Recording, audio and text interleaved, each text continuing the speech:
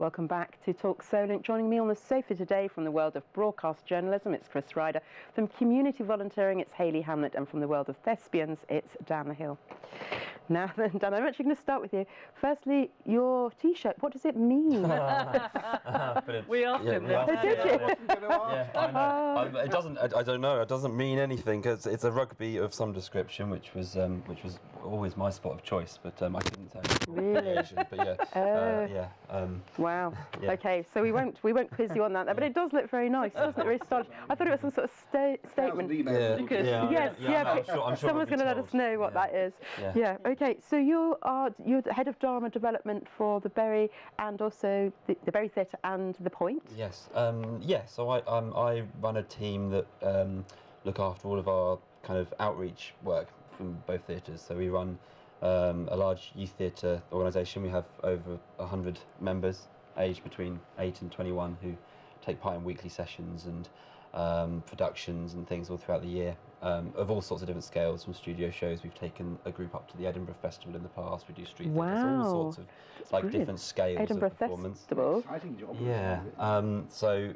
And then we also do a huge amount of work in the community and with schools and things as well. So we run bespoke projects with primary schools and secondary schools in the area, and could be, we might go in and do a one-off workshop on stage combat, or with which is brilliant fun. So do you have like swords? Yeah, we can do. I mean, I was trained in that, so I go in. We've done various demonstrations and things with swords, and I feel the need to punch you in the face now. I can show you how to do it safely. Yes, please do. Yeah, do it. That was a slow motion kapow, was it? Errol Flynn there. I know. Yeah. Yes.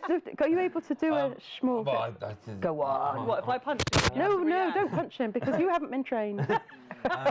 Well, if I was to be punching you on stage, it's going to be very open now. You have to do a thing called making a nap, which is the sound that you make So when how you do a punch. do I make the sound, or No, do you make the sound? So if I was here, I'd be here, and I would be swinging my hand past your face here, Yes. and I would hit myself here. So I'd go like that. Oh, that's so clever. Really hurt. Yes. If the camera was over there, then that would have worked. like- It's all the cameras in the wrong place for that. Yes. No, but that's great. Yeah, Thank you for that demonstration. There you go. You mean it's all fake?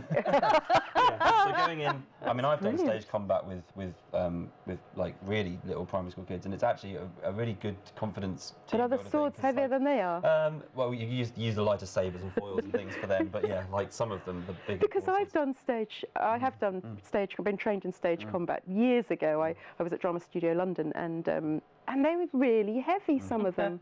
Really brilliant fun. I've seen you out there taking a nap. Yes, that's what Yeah. So it's very, very varied. So kind of going in and doing those kind of things, but also we're in the process in September. We're launching a large literature and storytelling program. We're going to be working with 10 different primary schools and 10 local libraries around the Eastleigh and Southampton area.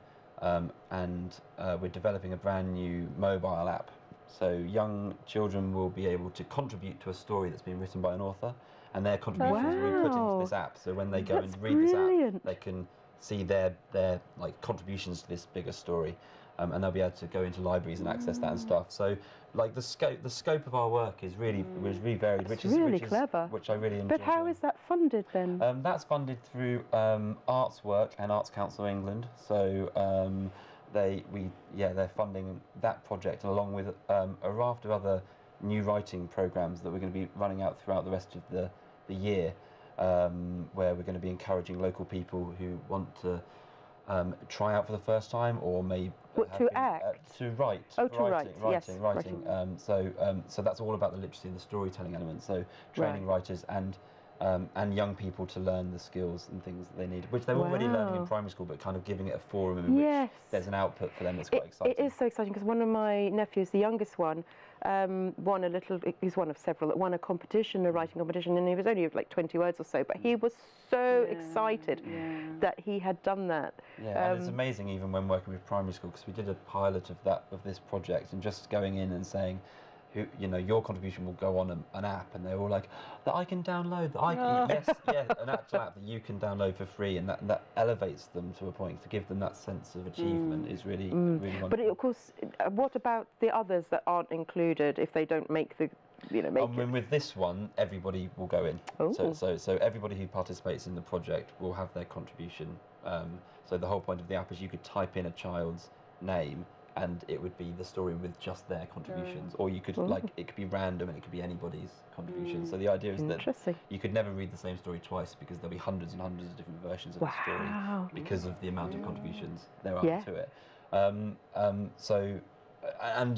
the breadth of our work is all about inclusion. I mean, that's kind of what we do, and we try and design all of our projects to be as open and inclusive as possible.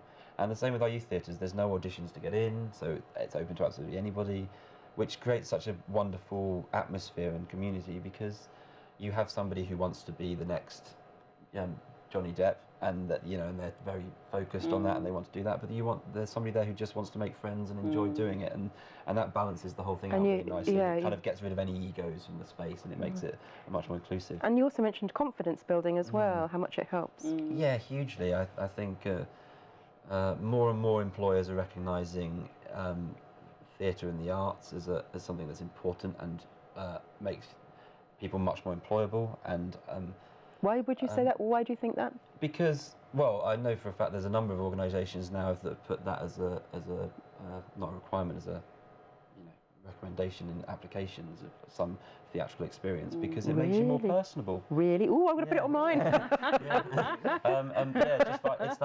It's the confidence to be able to go into a room and be something that you're not, and the confidence to go into the room and speak out and present yourself in a way that is terrifying. And if you can do that in a safe and supportive environment like we try and create, then it becomes much more natural for you to do it in a working environment. How did you get this job? Were you a trained actor or something? No, I was very lucky. Right place, right time. I grew up in Chichester, and I went to I was a member of the Chichester Festival Youth Theatre.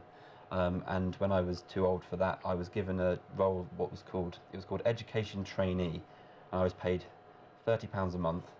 Paid. That's just to get there. Yeah, I know, and that was kind of like that'll get you there. And it was a year's placement, and I joke, but it was actually an amazing placement, in which I did everything. So I'd photocopy, from photocopying to assisting on workshops but I was always made sure I was the first person there and the last person to leave. Wow. And at the end of that year, because I'd shown so much commitment, I was offered roles as a stage manager on their professional shows, and I started assistant directing shows, and it kind of all just kind of fell into place. Which is brilliant, but a year is a long time for anyone to not have a real income. Yeah, and it was difficult, and I was living on friends' sofas and all that kind of stuff to get through that. Yeah, but at your age, so you do live on friends' sofas anyway. But it's important because you would have been quite young then. Yeah, I was 18. And it's important for people to know, because some people give up and kind of go, oh, it's too hard and only rich children can do it. No, well, actually, no, that's not true. Yeah. People do give up the comfort of their bed to sleep on sofas, eat beans from a can, or whatever else you do them from. I lost you. I mean, yes, because I'm not a product of university, and a lot of people do, and I'm personally a big advocate for the gap year, because it's something that I did, and for me and for a lot of people that I know, that year of who am I, what am I doing, what do I actually want. But what did you do for your year of a gap? Like I fell into that's that. not a gap, yeah. Well, not precisely, but that was like my plan was always to go to drama school or something. You went to Chichester Festival Theatre. But then I did that 5 years later. Oh, did you? Yeah, because I did my proper gap year. I went and lived in Australia for a year and did some work over there and things. So how exciting! Yeah, and I directed a couple of shows, and so I've always been since I was 8 years old, and I remember seeing a production of Robin Hood and being sat in the theatre and going, this needs to be my life. Wow. And then I've just been so driven. I've never had a B plan. I've never done that, and I've been very, very lucky that I've worked with some incredibly supportive people, and the arts industry is full of them. That is the thing. The arts industry, is full of people who just want to kind of help people strive and do the best they can.